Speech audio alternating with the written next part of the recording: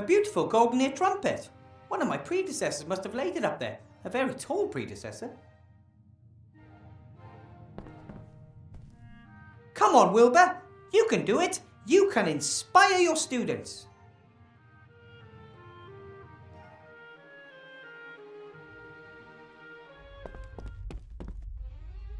That's better. So what about the magic runes? No one knows the name of the gnome that defeated Grandma. Nice try. Feet off the desk, or I'll make it bite them off.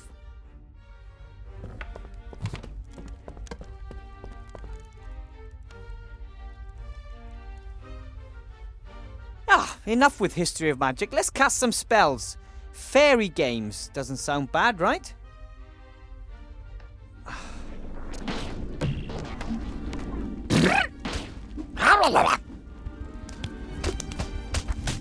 Impossible!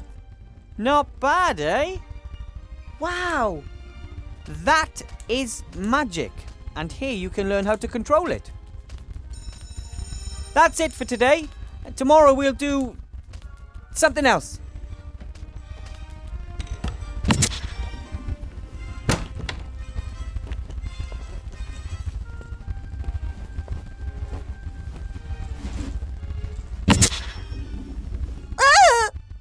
Oh, sorry, honey. Get rid of that, will you? I need a word with Mr. Weathervane.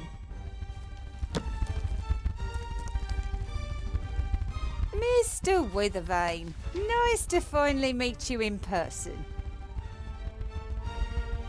And you are? How very precious.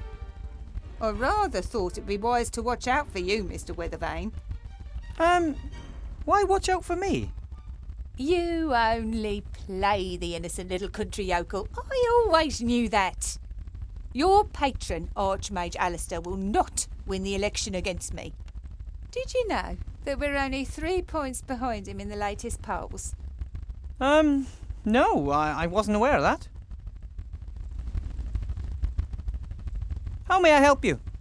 Help me? Ha! One of the Archmage's top men wants to help me. You know how the game is played, don't you, Weathervane? What game? Things are heating up. The House of Cards is starting to collapse. I know it, and Alistair knows it too. We both lie low, waiting for the other to make a mistake. And he has made the first.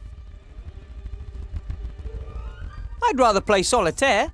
Or can I just watch? Huh, well said, Weathervane. This time, there can be no spectators. Everyone is either for us or against us. This time, it's about the future of this town and the entire country. What mistake did the Archmage make? He hired you. A gnome with a fake diploma issued by none other than the Archmage's brother Marcus. I earned my diploma honestly. I have passed all 3 of the exams and...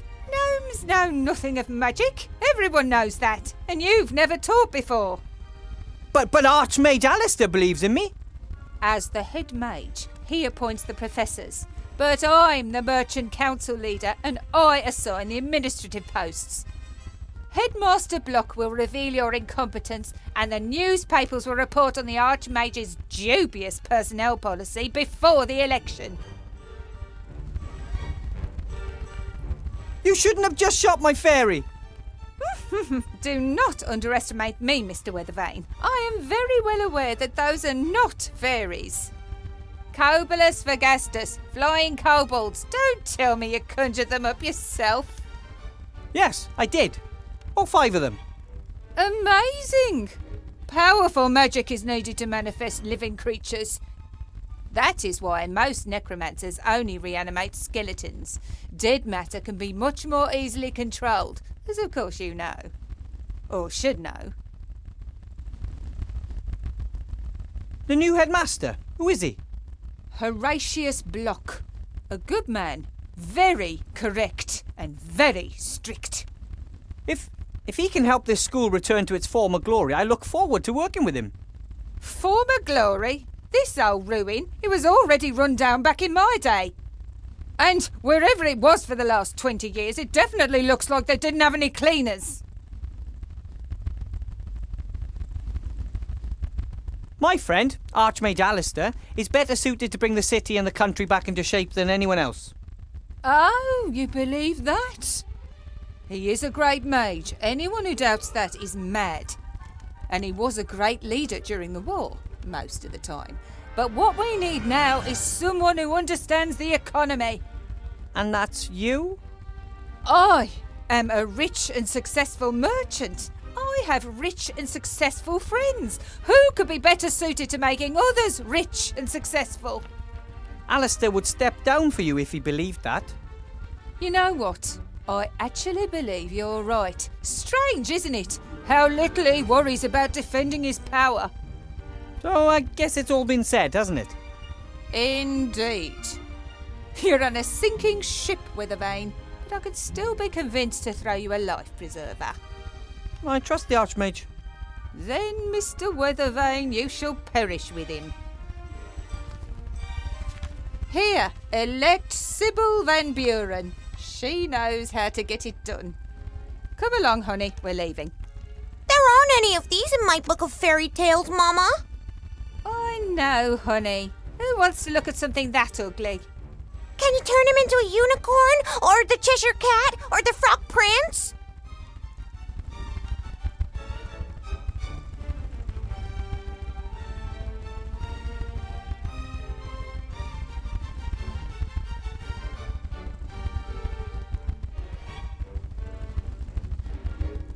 I don't think the Archmage even has brochures like these. No posters or town criers or plays. Either he lacks the gold or he doesn't want to conduct his election campaign in this manner.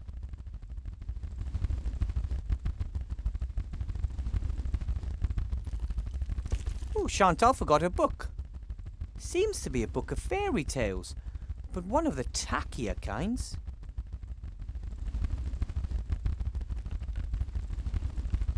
My dad used to read me fairy tales when I was a kid. The bloodthirstiest, most cruel, creepy, proper fairy tales. I'll just leave it there. Chantal can take it tomorrow.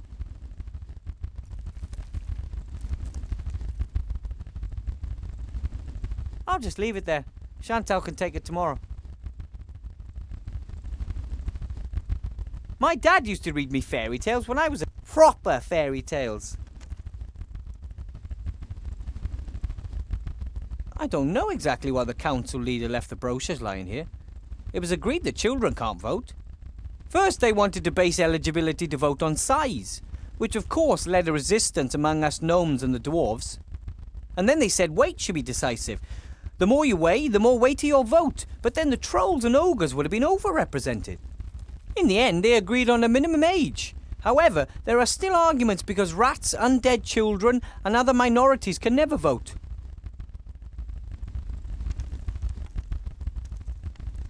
I'll just leave it there. Chantal can take it tomorrow. This is the desk that Chantal, the daughter of the council leader, and little Timmy share. Hard to imagine two students being any more different. Chantal is only here because of its tradition in her family, and I don't think she really cares about magic or has any real talent for it. Timmy, though, well, he is eager to learn and was so excited the last few days. It's for students like him that we have to get this school back up and running.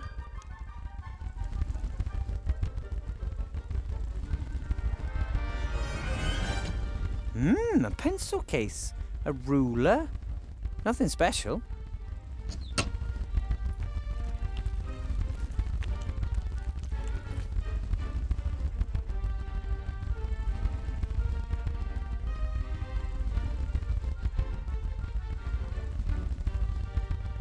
This is the desk that Chantal, the daughter of the council leader, and little Timmy share.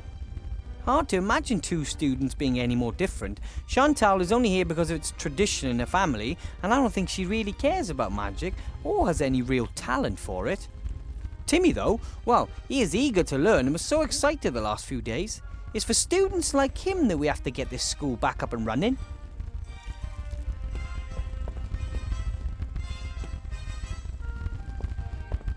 I don't know who that boy was. He was a right pain in the ass. However, he seemed to understand a great deal about magic, and if I managed to teach him some manners, he could be an excellent student.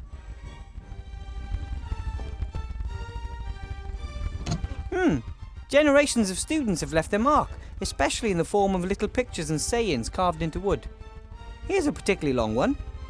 For all drifters and troublemakers, condemned to write the same sentence on the board over and over again, no problem. Cast the automation spell on the piece of chalk and it does it all the work for you. Bartholomew.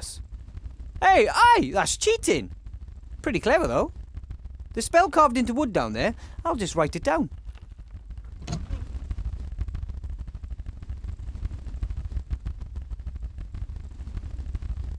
I'll just leave it there. Chantal can take it tomorrow.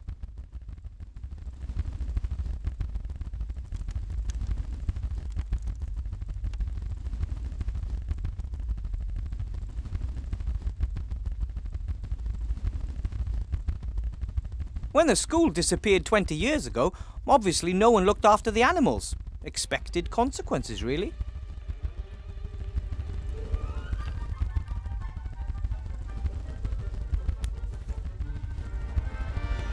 I don't need the whole skeleton, but a sharp-pointed bone like this might just prove useful.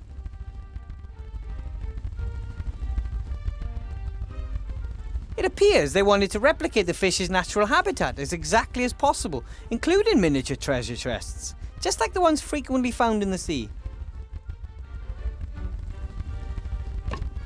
Hey, some old coins. Maybe one of my predecessors had a vicious fish guard his retirement fund.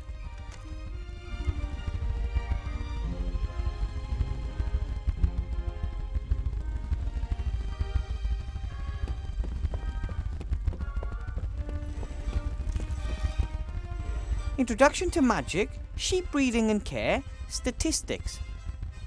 That seems to be some kind of timetable. Well, as long as I'm the only teacher, most of these subjects won't get taught.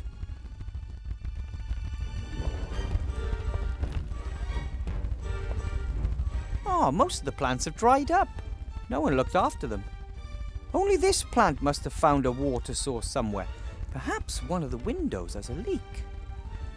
It gives you hope to know that something beautiful and peaceful has survived in this gloomy building. Ah! Ugh!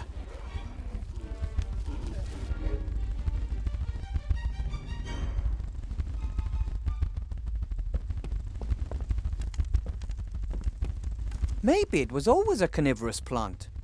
But then again, perhaps it adapted to its new environment to survive. Don't worry, little plant. From now on, I'll take care of you. You won't have to go hungry anymore. Ugh, that's disgusting. Oh, that smells like rotten eggs. Oh, like Grandad whenever he's eating bean soup.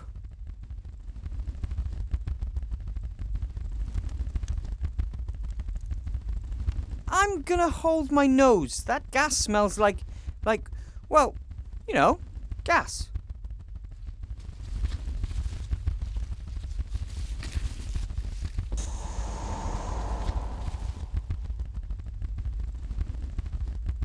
Luckily, that stinky cloud of gas is short-lived and quickly vanishes.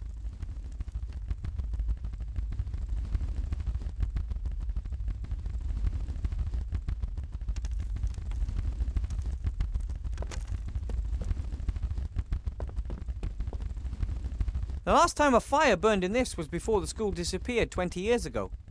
And even if I could, I shouldn't start a fire in it anyway. The flue was broken, and the smoke would fill the entire classroom.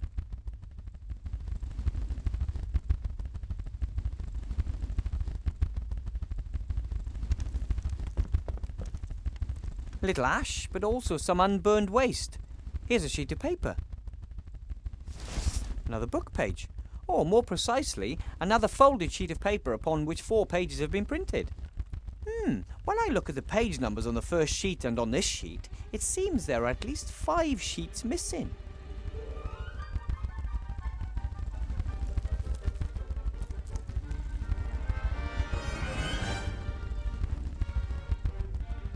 The mixing of potions is an important part of magic.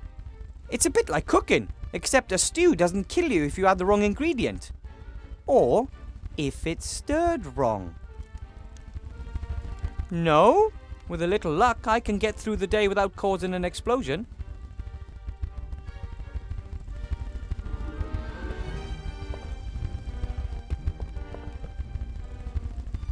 I suspect that some sort of strange magical creatures were kept in the cages. Students, for example.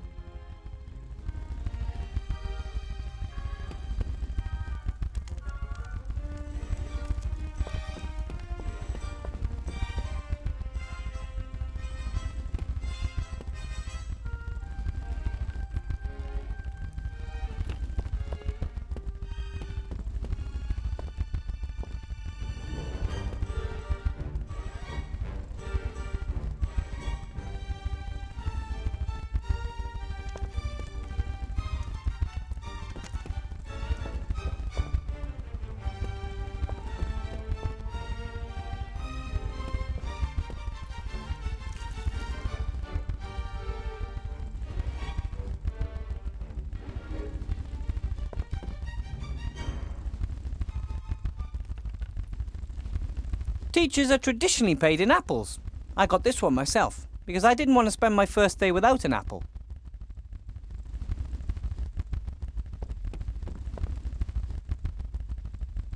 This book looks very old and important. Half the class had runny noses, most were recaptured. This is the roll book where the teacher writes down any unusual events.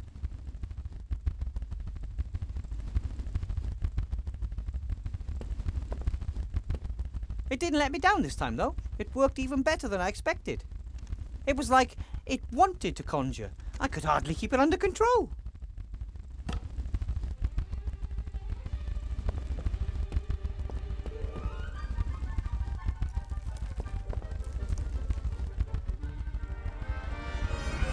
Ooh, crazy drawings and symbols. That must be really high magic. Only the wisest mages can understand all that.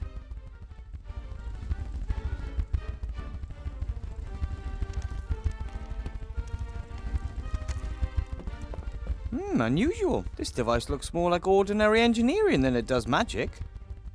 Most magical devices have lots of golden parts, elaborate decorations, and bells and whistles, just the way the mages like them. This one could easily come from a gnome workshop. What does it say? The apparatus that corrupted student Allardyce. A warning to those who do not want to accept the limits of magic.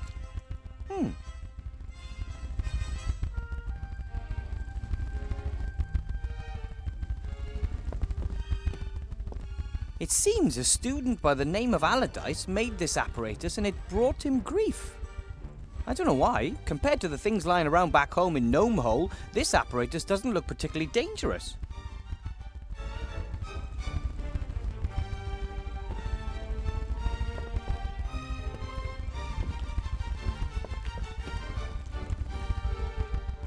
Maybe I can find something in the roll book about this Allardyce mentioned in the note on the apparatus.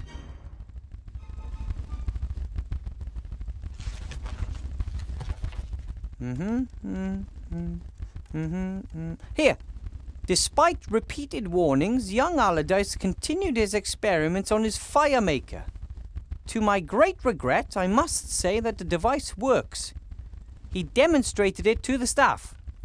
We had to have him committed to the asylum in Arkhamstone because of his delusions and insubordination. A wizard who invents a fire maker and then committed to an insane asylum by other wizards. I guess they didn't understand his new kind of magic back in their time, or they figured their monopoly was in danger. For a long time, wizards were the only ones allowed to make fire.